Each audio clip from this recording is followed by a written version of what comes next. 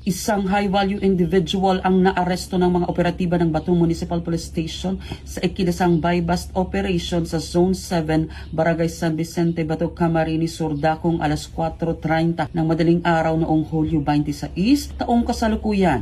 Kinilala ang suspect sa alias na Elson, 45 taong gulang at residente ng naturang bayan. Pinangunahan ang operasyon ng Batu Municipal Police Station sa pamumuno ni Police Captain Mark Anthony Oclidera, katuwang ang mga operatiba ng Office of the Deputy Regional Director for Operations, Regional Police Drug Enforcement Unit, Region 5, Provincial Intelligence Unit, Provincial Police Drug Enforcement Unit ng CAMSUR PPO, Philippine Drug Enforcement Group, Special Operations Unit 5, sa koordinasyon ng Philippine Drug Enforcement Agency, Regional Office 5. Naaresto ang suspect matapos umanong magbenta sa isang police pusher buyer ng 15 gramo ng hinihinalang shabu na nagkakahalaga ng 102,000 piso kapalit ng 45,000 piso na buy-bust money. Sa kabuuan, 115 gramo ng hinihinalang shabu na may tinatayang halagang 782,000 piso ang nakumpiska sa operasyon. Isinagawa ang pagmamarka at inventaryo ng mga ebidensya sa harap ng suspect at mga mandatory witnesses.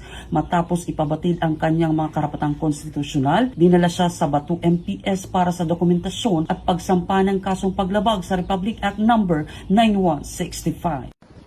Mula dito sa Camarines Sur Police Provincial Office, ako po si Police Staff Sergeant Gerald A. Corporal, nag-uulat sa Police News Network. Bagong PNP para sa bagong Pilipinas, serbisyong mabilis, tapat at nararamdaman.